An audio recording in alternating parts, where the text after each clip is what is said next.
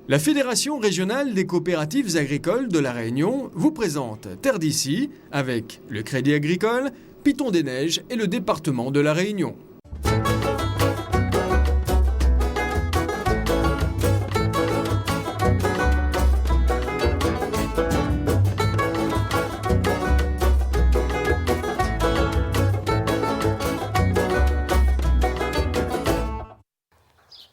En créant ici à Montvert-les-Bas une structure agrotouristique voici quelques années, Bernadette Valacci a également redonné vie à un vieux domaine.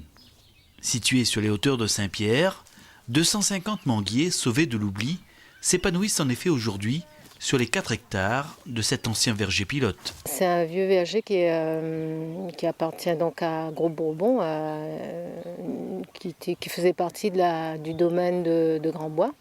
Et donc nous on l'exploite depuis maintenant 3 ans.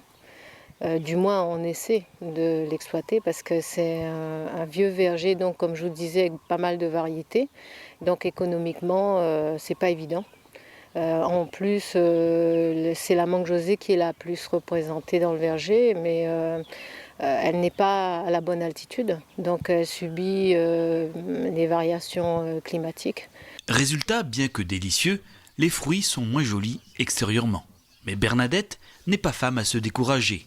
Grâce à ses talents culinaires, elle décide alors de transformer une partie de sa production de mangue en confiture. Au-delà des confitures, on propose aux gens le matin au petit déjeuner fruits frais pendant la saison. Des jus de fruits frais. Au niveau des repas, je fais des mousses de fruits à la mangue. Donc on essaie d'exploiter au maximum au travers de notre activité touristique ce fruit. Mais bon, on a une très grande surface, donc on ne va pas pouvoir écouler toute la production par la table. Donc il nous faut à tout prix trouver d'autres portes de sortie. Ça peut être travailler comme cette année, on a essayé de le faire avec des gens qui transforment eux-mêmes les fruits, qui font de la pulpe de fruits pour les glaciers. Donc je pense qu'on va essayer de voir dans ce sens-là aussi. D'autres pistes de solutions sont également envisagées. Bernadette peut ainsi compter sur les conseils techniques des chercheurs du CIRAD et ceux de la Chambre d'agriculture pour améliorer la productivité de ces manguiers. Notre rôle à nous, c'est effectivement, dans ce cas précis, c'est d'orienter l'agriculteur vers d'autres variétés, de leur proposer la technique par exemple du surgreffage quand on peut le faire, et de renouveler le verger le plus rapidement possible. Et là, on commence à avoir suffisamment de recul pour proposer d'autres variétés que la José ou la mangue américaine. Donc là, on a prélevé le greffon d'une variété qui nous intéresse et on va pouvoir l'insérer sur un manguier qui nous intéresse moins. Ce qui fait que quand ce greffon va se développer, et bien sur ce greffon, on va trouver donc la variété qui nous intéresse. D'accord. Et qu'on aura multiplié d'une manière beaucoup plus rapide. En fait, le greffon va utiliser le support. Voilà. Le greffon va utiliser le support du manguier qui est déjà installé. D'accord. Donc ça, c'est un moyen très pratique de renouveler un verger de mangue où on a par exemple des variétés qui sont mal adaptées au climat. S'inscrivant déjà dans une démarche d'agriculture raisonnée, ces précieux conseils techniques sur le surgreffage ou bien encore sur la taille des arbres devraient permettre à Bernadette de valoriser davantage dans l'avenir sa production de mangue. Autre fruit, autre lieu. C'est à la Plaine des Palmistes, capitale du Goyavier, que Philippe Issop s'est lancé voici une douzaine d'années dans la production de ce petit fruit rouge emblématique de notre île. Au départ, l'objectif c'était d'exploiter un peu les terrains qui sont difficiles à exploiter, c'est-à-dire qu'on ne peut pas mettre de la canne, on ne peut pas faire du maraîchage. Donc on a trouvé l'utilité de mettre du goyavier. C'est vrai que c'est considéré comme une peste végétale, mais c'est un fruit qui est apprécié à un certain moment de l'année par pas mal de gens. Et donc on s'est dit pourquoi pas, avec l'aide du CIRAD, pourquoi pas implanter des parcelles de goyavier sur les hauts de l'Est. Et donc on a fait ça sur la Plaine des Palmistes, Saint-Benoît, Saint-André, et Brapanon, Sainte-Rose aussi. Le but c'était déjà de planter et puis ensuite de maîtriser cette culture, chose qu'on a su très bien faire.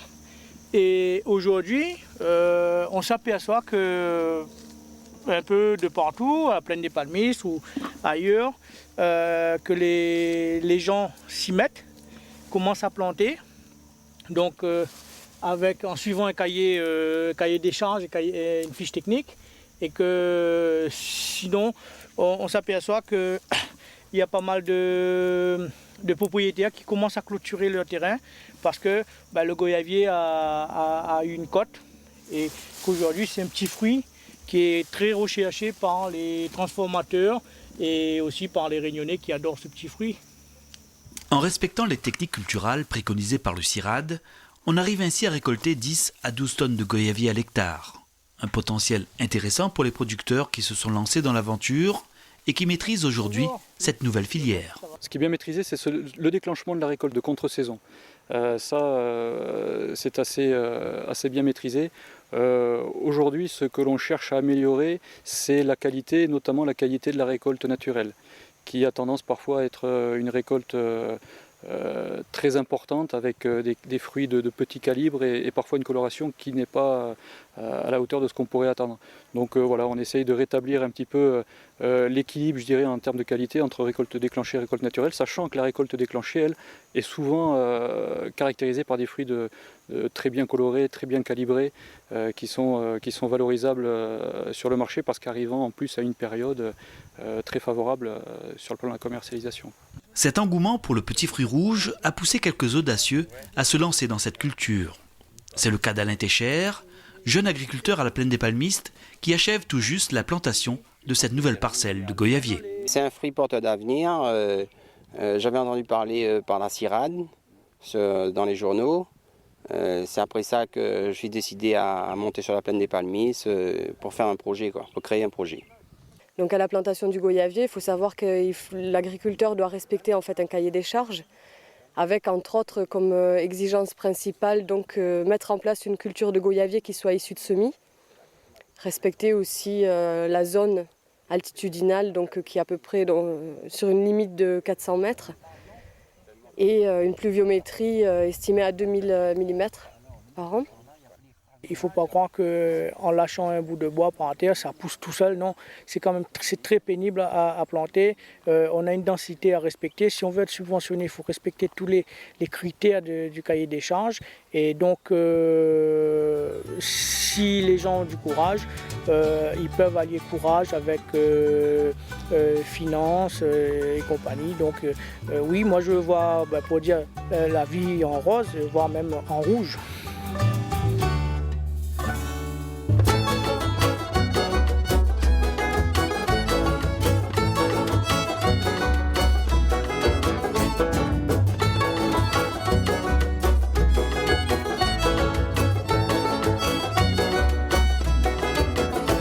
La Fédération régionale des coopératives agricoles de la Réunion vous a présenté Terre d'ici avec le Crédit agricole, Piton des Neiges et le département de la Réunion.